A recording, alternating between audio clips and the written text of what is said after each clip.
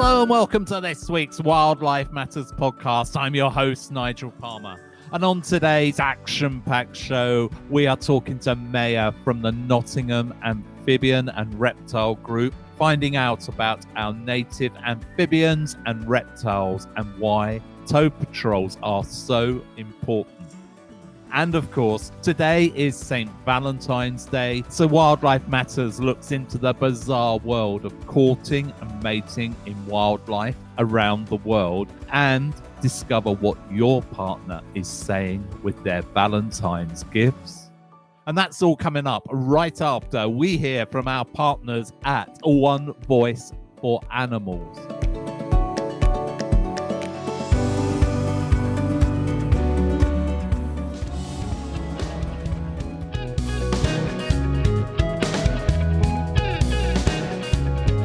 Exciting news! Wildlife Matters has formed a partnership with the fabulous folk at One Voice for Animals. Our partnership aims to raise awareness of the work of the many independent rescues that are part of the One Voice for Animals family. One Voice for Animals work to create awareness of the work of rescue organisations all around the UK to provide practical support that is raising standards for animal rescues and helping them to raise the vital funds that they need. The One Voice for Animals directory is the place to go to find your local animal rescue, be that for companion or wild animals. And collectively, One Voice for Animals works to influence UK animal welfare issues on behalf of their member organisations and is a member of APGOR, the All-Parliamentary Group for Animal Welfare. For more information, please visit the One Voice for Animals website. Their website address is www.helpanimals.co.uk. And just in case you've missed that, get your pen and papers ready. The website address is www.helpanimals.co.uk. Now let's get back to the Wildlife Matters podcast.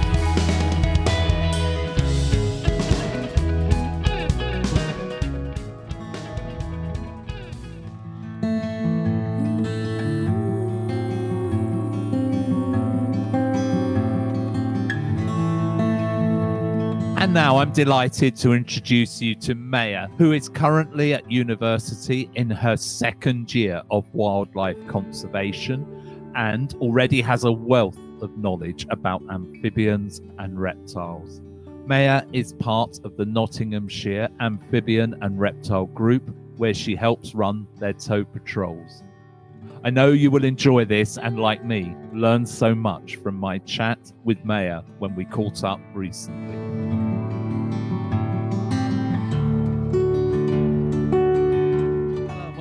To the Wildlife Matters podcast, and today we've got a guest with us. Her name is Maiya and she's from Notts ARG, and she's going to talk to us today about amphibians and reptiles and tow patrols. So hi Maiya, nice to speak to you. Hello. Thank you so much for coming on with us today, and we're really excited to find out more about amphibians and reptiles. But what was it that first interested you about them? So for me, growing up, I've always been interested in wildlife. My parents actually helped run a country park. We started off, me and my dad, going up and doing some amphibian surveys, and my mum would join occasionally. And it so happened that we had great crested newts on site. So with them being a protected species, we had to obviously leave the site. And my dad got in contact with an expert on great crested newts for the amphibian and reptile conservation. And she came up with us to do a survey. I had never seen any amphibian apart from a common frog before. We went round, I think it was an hour and a half, seeing absolutely nothing. It's usually the case in wildlife. We got to this specific corner of the lake, and she shouts, "There's a great crested newt." My husband slightly out of the way and drags me along and points it out. And from the next day, it was like, amphibians are for me to go into, and bought some books, and literally from that moment onwards, that was it for me. It really hooked you at that point. Really did, I yeah. mean, and what a beautiful great crested newts are, aren't they? I know they're Oh, so in danger, but gorgeous. just beautiful. In when you see one, it's Mhm. just amazing, They isn't it? really, really are. So you're currently studying at university, aren't you? Yeah, I'm studying wildlife conservation. I'm in my second year now. Oh, that's fabulous. Well, good luck with that course. Thank And you. from what you've already said, I think you're an absolute natural for this, and I wish you every success. What amphibians and reptiles are found in the UK? Could you give us just like a brief overview of some of the things that we're likely to see? I can, yeah. So in the UK, we have 7 amphibians and 6 reptiles. So our 7 amphibians are 3 newts, sorry, the smooth newt, palmet newt, and great crested newt. Toads, the natterjack toad and the common toad, and 2 full frog and the common frog, all of which are native. I'm not going to get into the non-natives. So our natterjack toad, northern pool frog, and great crested newt are all protected, and a license is required to disturb them in any form. We then have our 6 reptiles. So we have 3 snakes and 3 lizards. Our 3 snakes are the grass smooth snake, and our 3 lizards are the slow worm, common lizard, and sand lizard. Our adder has unfortunately undergone major decline due to fragmentation, and our sand lizard and smooth snake is found south, so Surrey, Dorset, those areas only. So they're our Okay. rarest. Right. Yeah, I'm very lucky to live in one of those areas where we have smooth snakes. So I have seen them, which I know not everyone has been lucky enough to do. Absolutely amazing. And we have sand lizards on some of the commons nearby, which is Amazing. also a real treat, isn't it? To see those, but also very much aware of what you were saying about adders and the decline in adder populations Yeah. all over the country is and that they are endangered, but they're certainly getting into trouble, aren't they? Yeah, there's a lot of cases of inbreeding, again due to fragmentation, and they're also obviously, being our only venomous snake, persecuted. Yeah. Which there's no need for, really. They're not going to come and attack you. They're completely harmless, and they will only bite if they are obviously threatened enough. That's true, and that is the best advice, isn't it? If you see one, it doesn't want to be near you either, does it? It No, wants to move really away. doesn't. But if you do get the chance to see one, just look at the amazing patterning on their backs and the colour. They really are quite a range of colours, aren't they? Been lucky enough to see a black one as well, nice. which is very well. I don't know how rare, but they're quite unusual at least, aren't they? And they're just absolutely stunning. And I think most people, if you've seen a grass snake, are surprised at how tiny an adder is in comparison. Yeah, you don't expect it. You really don't. No, I think we all have, obviously not native to Britain, but you kind of have these images of huge snakes that are kept in captivity or are in other parts of the world. And here ours are actually, even the grass snake is still quite a small snake in reality. Yeah, isn't it it is. And again, another beautiful animal with amazing markings.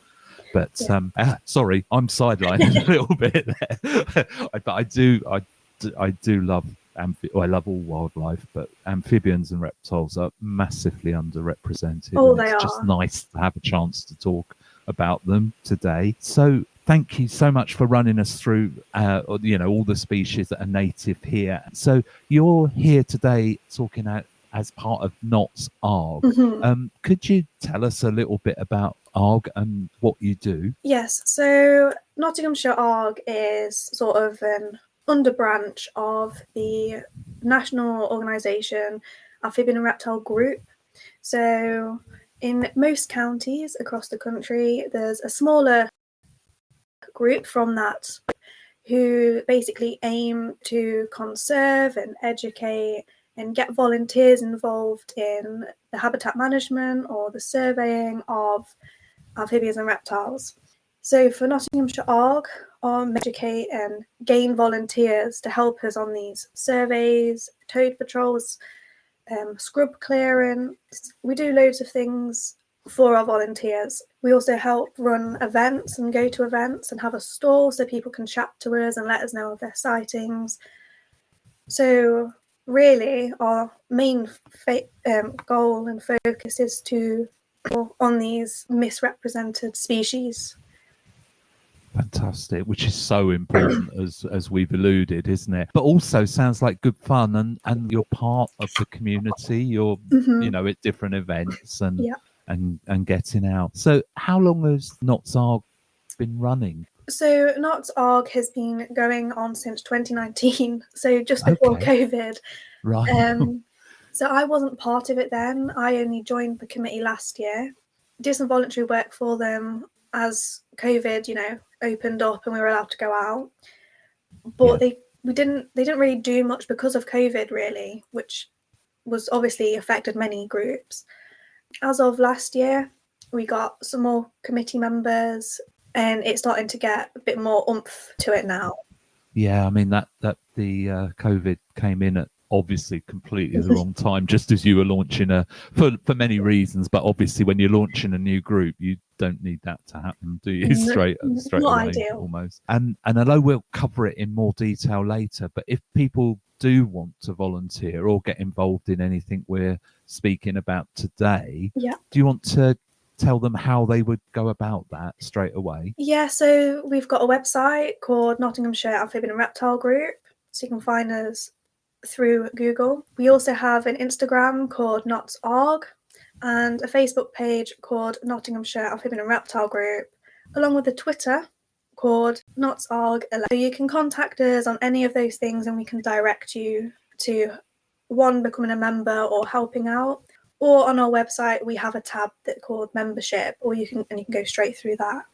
Oh, that's fantastic, Maiya. Thank you very much for that. We will cover it all again if you missed it and give you all of those ways of contacting the group again later on. Okay, Maiya, so could you tell us a little bit about toads and what they do in the wild? Yes, so our common toads are, like all of our amphibians, are semi-aquatic and they also live on land, so they're terrestrial.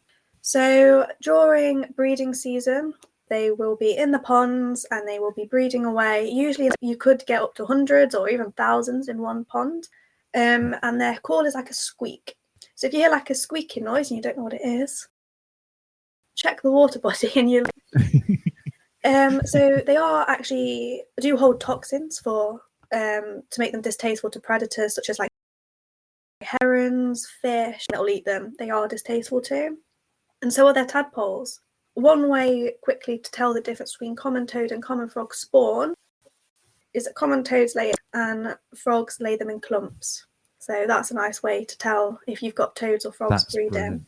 So they're pretty widespread throughout the UK and they live in woodlands, grasslands. They can like breed in murky water, but they do prefer clear water.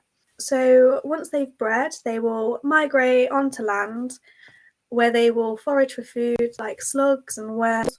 Then winter comes and they'll be hibernating under log piles or in between rocks, anywhere that's nice and warm.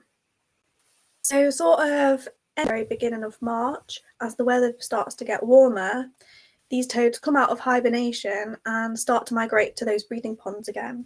Now, unfortunately, like toads have declined significantly, which I'm sure we'll probably talk about later. And the reason for this is because when they're migrating, quite across busy major roads, leading to mass casualties and getting squashed, injured, and that is the main reason for their decline in the UK. So although they are widespread and quite common, they have declined significantly due to them migrating over busy roads.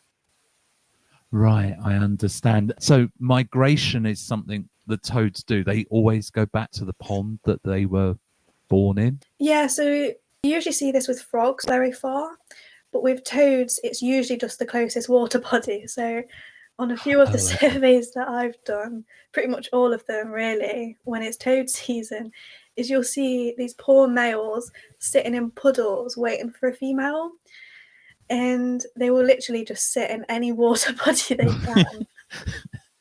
Oh, that's quite sad in some It ways, is. isn't it? Another thing I did notice in when you were answering, and I just think is maybe very important for Mhm. people in their own gardens. We all know how important having some water for all Mhm. wildlife is, be it a small pond or anything like that, is obviously really important when you're talking toads or frogs and other amphibians. Also, you mentioned log piles, which is Yes. something that people are aware that they should do, but maybe Mhm. don't do as often as they should. So, is that for shelter? Yeah, so for example, in our garden, when we've cut down the hedges or we've cut down some branches from the trees, we'll create them so it can decompose.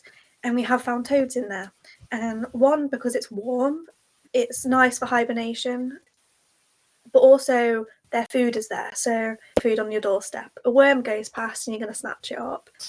Always leave some log piles. That is Definitely. such a good piece of advice you've given there, Maya. If you Thank you. build it, they So will come.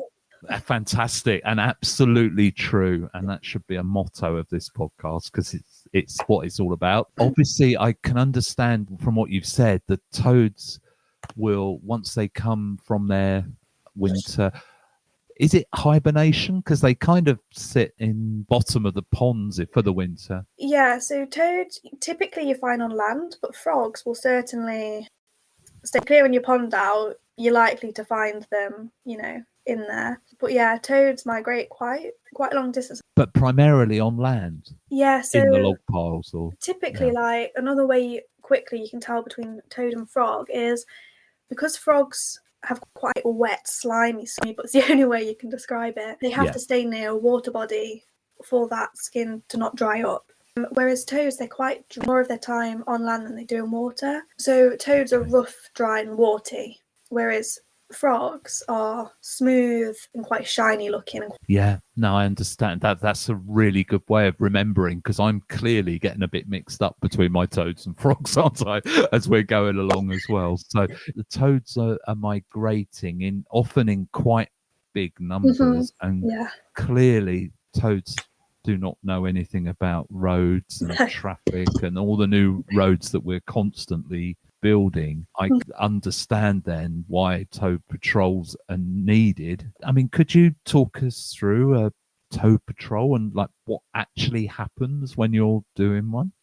Yeah, so for toad patrols is because toads have declined by, I can give you the figure, is 60% in the last 30 years. Oh my goodness, that's shocking, isn't Yes. it? And Frog Life estimated that over 20 tons of toads are killed each year on roads. Oh god. Yeah. Right. It's a massive. Oh, Yeah. if I put you on the spot, I'm sorry, but how much does one toad weigh approximately? I do know the answer. So No, it's around 7 to 8 grams is a male. but to get 20 tons of Yeah. animals that are sort of 7 to 15 grams is thousands, isn't Each it? year as well. Like, that's a Wow. lot. It is. It is an awful lot. So clearly, one of the solutions is to put these tow patrols in place. Yes. So when you're doing a toad patrol, obviously your safety is number one priority because you are on a road. Sometimes they're not busy, but sometimes they're very busy. Okay. So because of your safety, never put yourself in any danger over a toad. As horrible as it is to see a toad get squashed, you also don't want to get squashed. No, no. So other ways to stay safe are to wear a high-vis vest or jacket or full high-vis so Yeah. that you're visible to the drivers. Yeah. A torch is also needed. One, so that you can see the toads, but also two, it's also more awareness for the drivers. If a car is coming past, to step out of the way and lower your torch, because you don't obviously want to distract those people in the car. So safety, once you've, done all your safety and everything, is also, I should mention, is to make sure that if you're going out alone, we don't advise it, but if you are going out alone, to when you've left, when you've got the site and once you've got home, because obviously anything can happen on a road. So That's good advice, definitely. Yeah. we don't want anything bad to happen. No. So when we're actually on a toad patrol, we have our buckets. So usually it's a bucket per person, but obviously this all depends. But you book it in your torch and you're scanning the road for any amphibians that might be crossing. Sometimes you get juveniles, so looking out for tiny little amphibians as well. When you do see them, you pick them up and pop them in your bucket and you continue your way up the road. Always put in those that you're seeing either on the verge, that they're moving from into the bucket, and on the road into the bucket. You do this a couple of times. Then what you do is, with the toads or amphibians that are in your bucket, you put them onto the next safest verge that they're migrating towards, because obviously you don't want to put them on the side that they're coming from because they'll go back over. Yeah. So you either put them on the safest verge, or in some cases you can actually get to the ponds themselves, which, if you can, is better because they're less likely to turn around. But basically picking them out of the buckets and gently placing them either on the grass verge or the verge or into the ponds, then going back out to the road and doing it a couple more times. You don't have to go out every night. You can go out once a month. If you've saved a toad, you've saved a toad. One toad's better than it being squashed. If you don't want to go out for 2 hours, then you also don't have to. You can go out for 30 minutes, 15 minutes. It's entirely voluntary, so you can spend as long as you like out there. I know for myself and my parents, we're lucky and we kind of live in sort of a circulation of them. So we can start at one and finish at another and then the next one, the next one. And we usually do 4 or 5 in one night and then come back home. But obviously you don't have to do that. You can just do one for 15 minutes and that would perfectly help. It sounds really exciting thing to do. Helping toads is obviously the top priority, as well as keeping safe. But also it sounds like something you can actually, and clearly you and your parents enjoy by doing a few in a night near you. Do not say, do training or anything for people who might be interested in. So because we've only been doing it, we've been doing it for a few years, but last year is when we sort of really picked it up and I took it on, is what we usually do is, rather than train people, like what's a toad and how to do it, we have a WhatsApp group chat that people are on. Yeah. So we sort of do a debrief at the beginning of the year. And then if some new people come along, then we try and pair them with someone who's already done it. Okay. So that sort of in-field training, I guess, just so that they know what to expect and what to do. And what we actually find is people bring along their friends and then their friends get addicted to it and then they become a toad patroller. So there's no training as such, but we do try to pair or get you out with people who have also done it before. Yeah, I can say obviously you're supporting them all from the first contact, getting them on the group, and it's actually can be quite social in your immediate area or community, be in a town, city, or wherever you are, or in the country. There's lots of opportunities really just to get out and do something good with your friends and neighbours. You mentioned that obviously you do a few, but people can do as long or as little as they want, and everything that they do helps, which is really important. If somebody's listening to this and they're like, I really want to do that this year, then how would they get in touch with you in Nottingham? So for us, you can contact us via social media, etc. Or we do have a specific email. So the email is notsorg.toadpatrols@hotmail.com. And if you email that, you can either be put onto the mailing list, or if you send your number, we can add you to the WhatsApp group where you can meet like-minded people, join people, and you also get to see some cute photos of amphibians. So, sign me up. I mean, what more could you want after that? That's brilliant. I mean, I don't know if you know the answer, but approximately how many toad patrols do you have throughout Nottinghamshire? So it isn't that many. We have one that's been going on for a few years, and that one gets all 4 amphibians.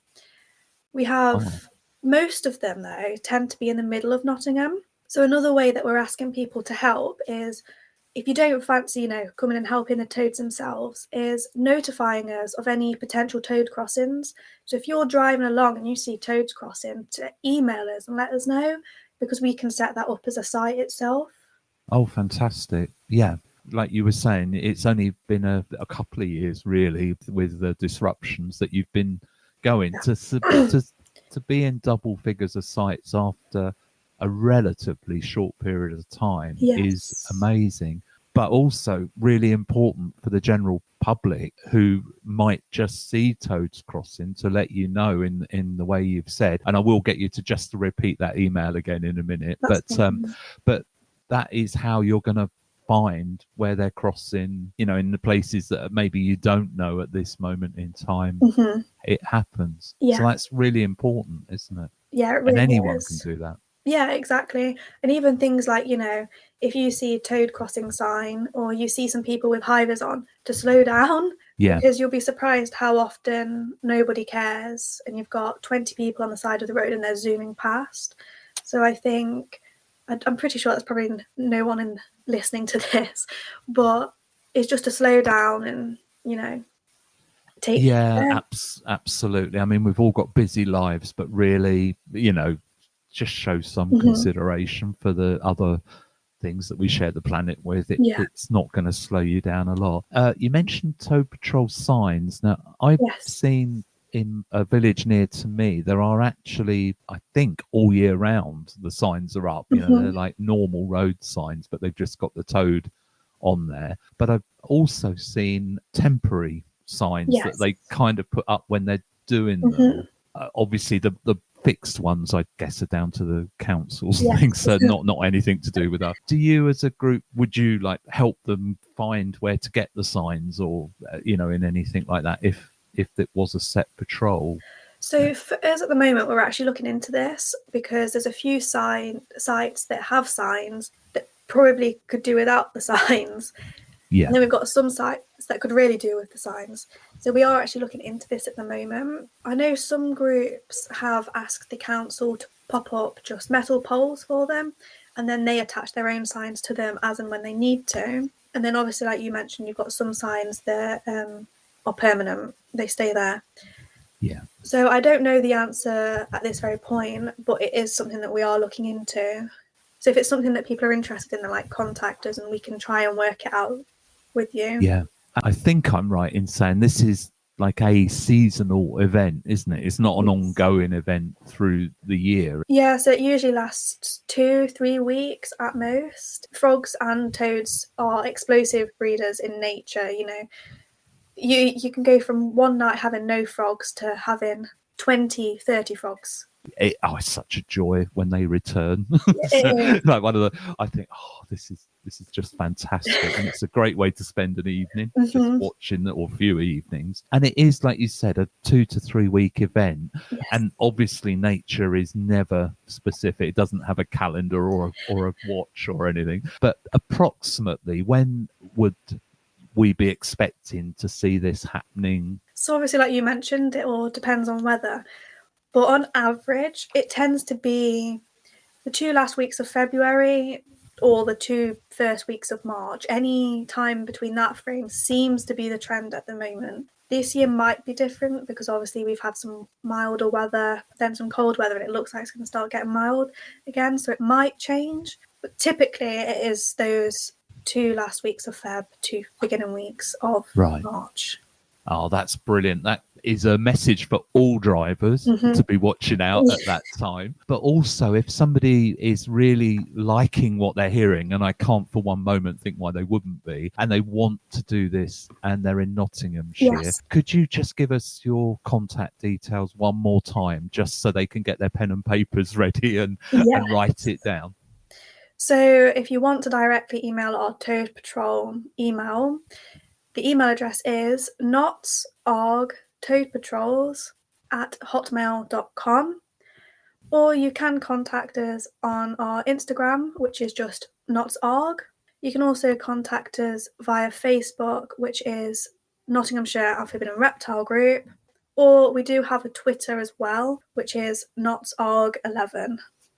That's fantastic. Thank you for that, Maiya. So if a lot of our listeners obviously are all around the UK, and many actually are not even in the UK, but initially if somebody is interested in becoming a toad patroller, but they're not in Nottingham, who would they contact if that were the case? So there are a couple of organisations that you can contact. There's Frog Life, which are actually the organisation that I believe are the ones that set it all up.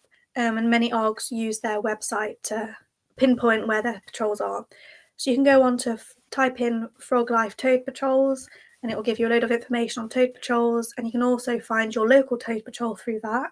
Or you can go through your local org groups. So if you go onto the Amphibian and Reptile group website, there'll be a section that you can find where your local group is. Contact them, and I've not heard of any group turning down a toad patroller or a volunteer before. So sounds great and good fun, and you're helping wildlife. It's I can't think of a better way to spend an evening, to be honest. Obviously it's a UK wide issue. Internationally, is it something that's recognized in Europe and beyond? So as far as I know, and I've done a bit of research into this, is the UK is the only country to do toad crossings officially under that. However, I do know that in Europe, in America, and basically across the globe, people do notice that even salamanders, newts, turtles are crossing roads during certain times. So people do go out volunteer on these roads to help. Great. It is a recognised thing that roads are a barrier to amphibians and obviously other wildlife. But in the UK, I think, as far as I'm aware, obviously, we have those local groups that go out that are organised. It's nice to know that in the UK we're leading a little bit by having a more organised structure than many of the other countries. That's encouraging, and I think just shows that we're doing something really good. Definitely. I thought it must be a global issue. It can't just be a UK, but I'd never heard of anything outside of the UK or anything. All right.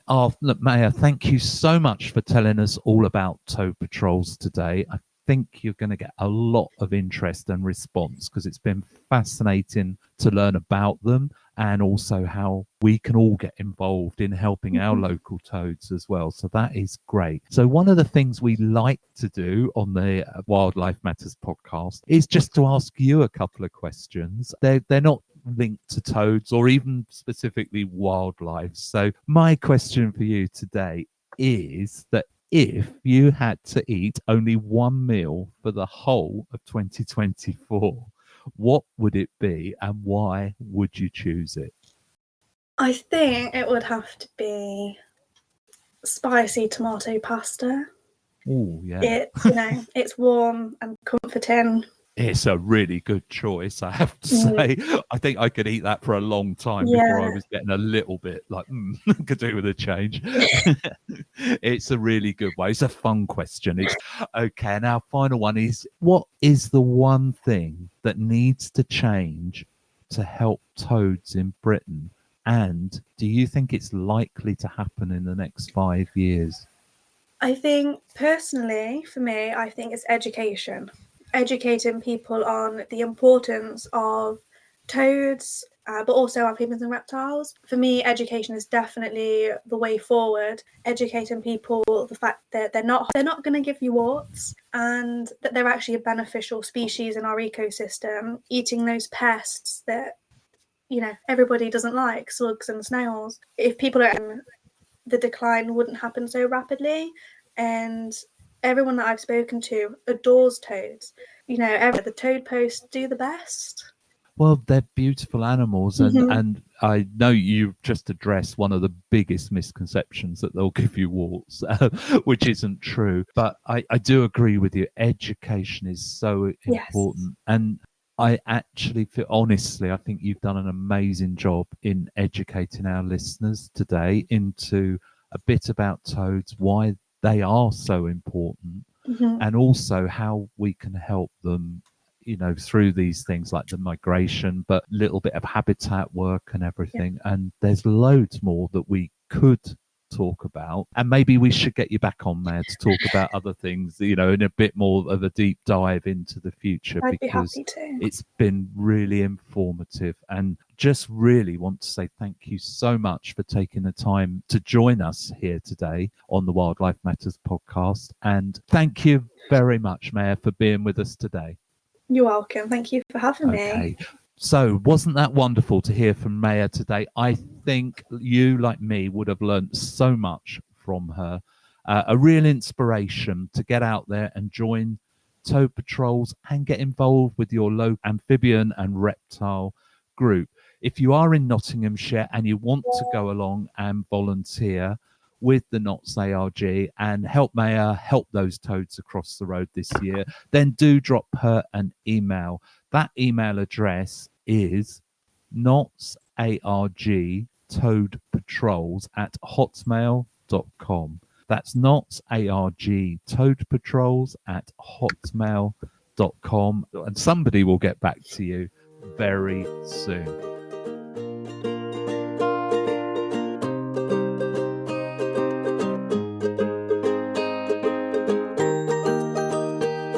Well, wasn't that fascinating? Our huge thanks to Maiya for joining us, and I am already so looking forward to having Maiya return for a deeper dive into the UK's native amphibians in the future. Now, of course, today is St Valentine's Day, a day for romance and showing your appreciation for your partner or someone you would like to be your partner. Wildlife Matters thought that sharing some of the bizarre ways that wildlife attracts partners and the frankly kinky ways some wildlife gets it on were worth a closer look.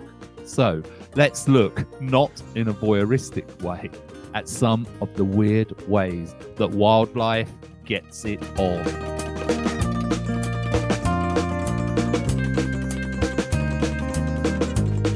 And welcome back. And of course, today is Valentine's Day. Very exciting for so many of you. So on the Wildlife Matters podcast, we thought let's just take a look at the quirky ways that wildlife get it on. In today's world, where dating apps and swiping left or right have taken over the romantic landscape, finding the one has become a top priority for many. But did you know that humans are not the only ones who crave companionship? Many creatures in the natural world also seek a partner and go to great lengths to find one.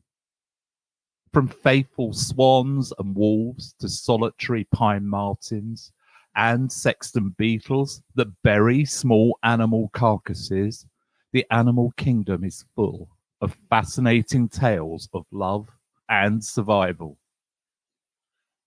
Take the adder for an example.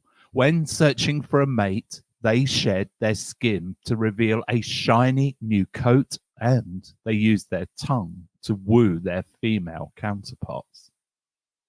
The pine marten, a fiercely territorial animal, has only a few days when the female is receptive to mating.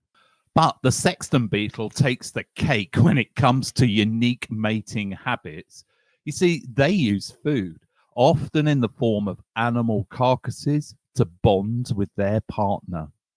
Within an hour of death, they locate a corpse up to 2 miles away, bury it, strip away the fur or feathers, and then douse it with an antibacterial secretion to slow down decomposition. Talk about a macabre way to show affection. So, whether it's staying with one partner for life or changing partners, wildlife will go to great lengths to ensure the continuation of their species. Who knew that the animal kingdom was so full of love and drama? The world of wildlife certainly has a unique approach to courtship.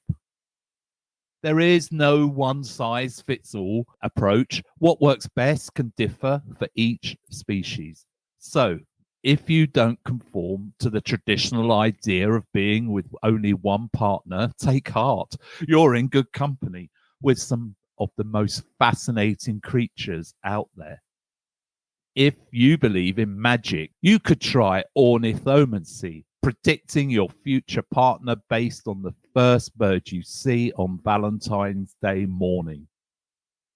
Seeing a sparrow might indicate a future with someone poor, while spotting a goldfinch could mean you'll hit the jackpot with a millionaire. If a robin flies overhead, it's believed that you'll end up with a sailor, whilst a blackbird is said to predict that you'll marry a vicar. A flock of doves might suggest a long and happy marriage, but if you spot an owl or a woodpecker, you're thought to be destined to stay single. For the brave-hearted, there is the tradition of heading to the local graveyard at midnight on the 13th of February to conjure up a ghostly vision of the person that you will go on to marry. This involves running around the church 12 times whilst chanting a poem. We won't share that with you today, but if you're feeling adventurous, you can certainly give it a try. Roses are always a popular gift on Valentine's Day, but did you know the colour of the roses you receive could hold some significance? You see, if your partner presents you with a big bunch of roses on Valentine's Day, here are some of the secrets they could reveal. Red roses symbolize eternal love and passion, while pink roses signify admiration and appreciation, perfect for the early days of a relationship. Yellow roses are the perfect way to show your friendship and happiness, whilst orange roses symbolize desire and enthusiasm. And if you're looking for something genuinely enchanting, lilac roses represent love at first sight. But roses aren't the only way to predict your romantic future. According to legend, twisting the stem of an apple while reciting the names of potential spouses can reveal the name of your future partner. And if you want to know how many children you'll go on to have, count the seeds inside the apple. People have also turned to herbs and spices for romantic guidance for centuries. Placing a sprig of fragrant rosemary under your pillow might reveal the identity of your future spouse in your dreams. And if you want to know if your crush sent you that mysterious Valentine's card, try placing a slip of paper with the names of your prospective partners under your pillow and reciting a poem. Whether you're a hopeless romantic or a skeptic, these old-fashioned love traditions will pique your interest. However, if you plan spending your Valentine's Day sipping champagne with your significant other or binge eating chocolates in bed with your cat, some members of the animal kingdom are sacrificing their lives in the name of love. Let's look at some of the unusual ways that wildlife gets it on. From kinky spider bondage to death-inducing foreplay, it dives into the fascinating, depraved world of animal mating rituals. You see, humans aren't the only species that like to get a little rough in the bedroom sometimes. The mating ritual of nursery spiders is downright kinky. Before courting, the male presents the female with a gift of an insect wrapped up in a web. But once his gift is accepted, things get a little bit more X-rated. The male nursery web spiders will bond their female partners by tying the female's front legs with silken cords before mating. This ritual is performed by only some males, actually decreases the chance of the female eating them right after mating. Yes, this is a thing that happens, since first she would have to free herself. The bondage might also help the male get a second mating, as the female can't run off or eat him after the first encounter, increasing his chances of becoming a dad. These cords are known as bridal veils.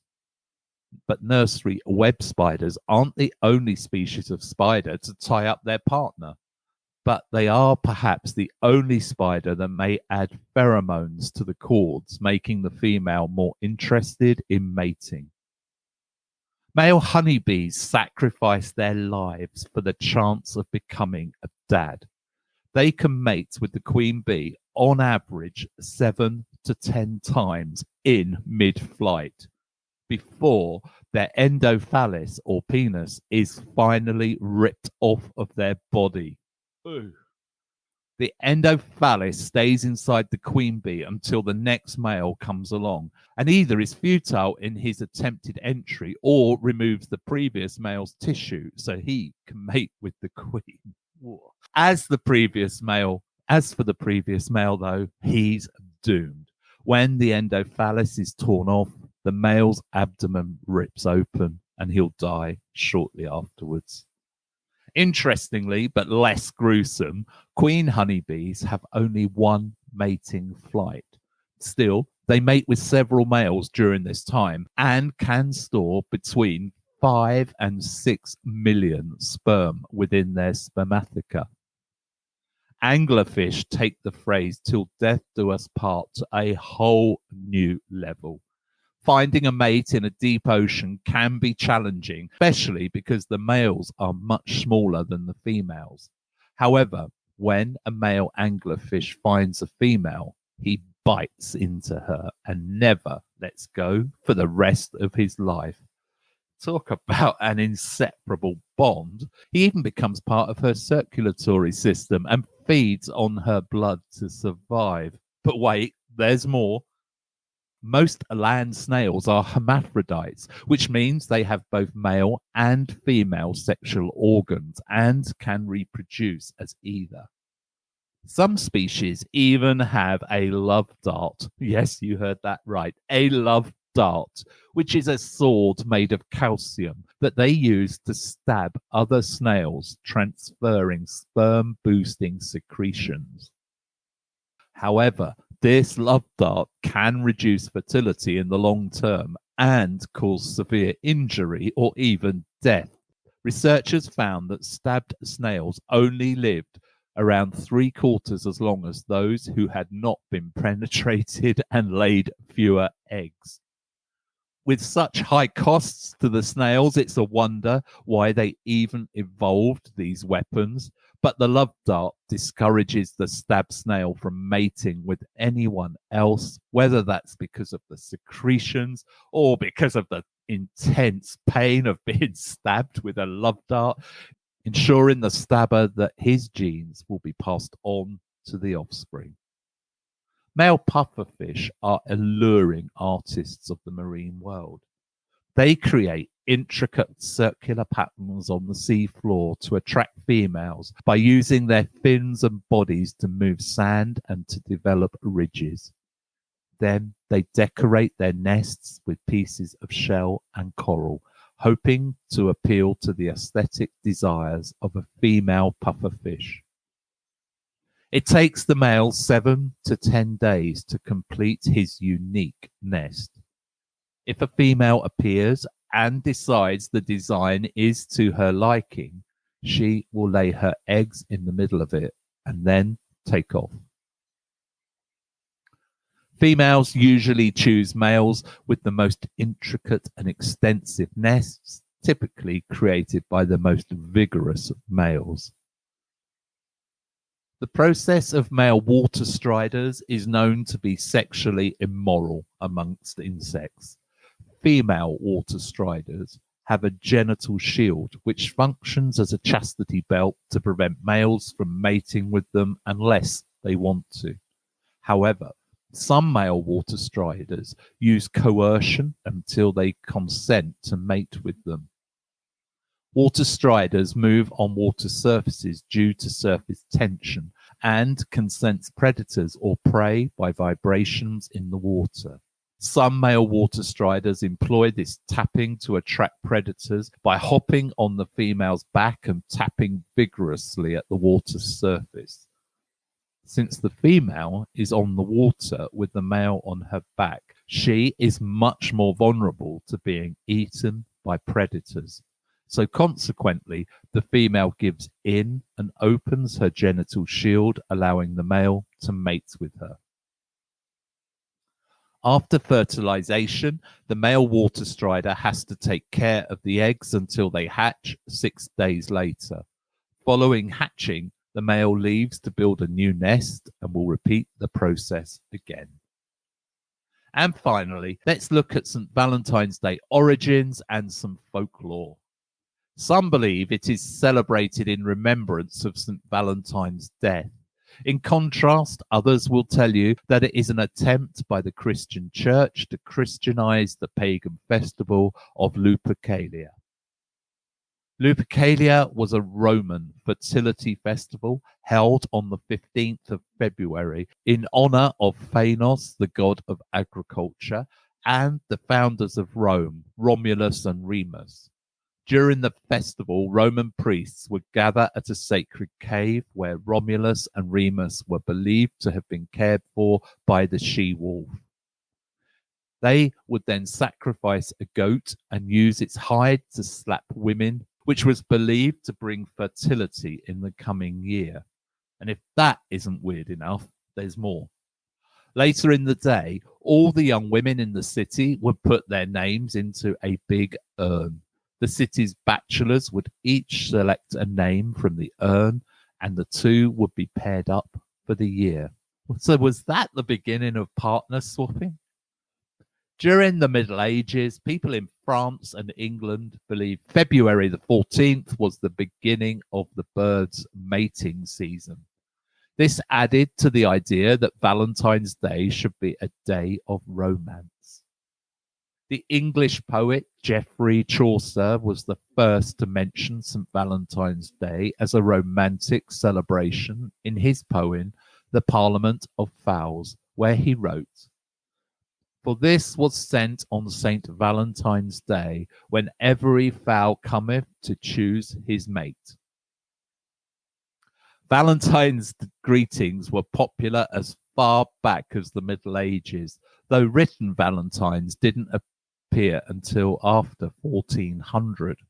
The oldest known Valentine still in existence today was a poem written in 1415 by Charles, the Duke of Orleans, to his wife while he was imprisoned in the Tower of London following his capture at the Battle of Agincourt. The greeting is now part of the manuscript collection of the British Library in London. Several years later, it is believed that King Henry V hired a writer named John Lydgate to compose a Valentine's note to Catherine of Valois. So, there you have it, the fascinating history behind Valentine's Day. And that has been this week's Wildlife Matters Look at Love in the Wildlife World. And whatever you decide to do on the 14th of February, we hope you enjoy your St. Valentine's Day with someone special.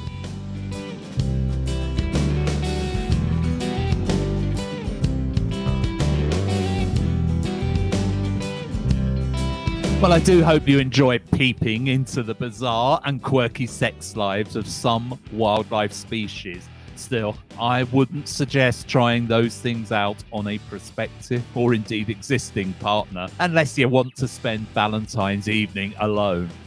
I still haven't recovered from the male honeybee story yet, but Wildlife Matters will return in 2 weeks when we will be speaking to Deborah from Hedgepigs and finding out much more about hedgehogs. So, if you have enjoyed today's show, please subscribe and follow us on your podcast platform of choice. And don't forget to like or share our social media. You will find the Wildlife Matters organization on all major podcast and social media platforms. But for now, thank you for your time and for choosing to listen to us today. My name is Nigel Palmer, and this is Wildlife Matters signing off.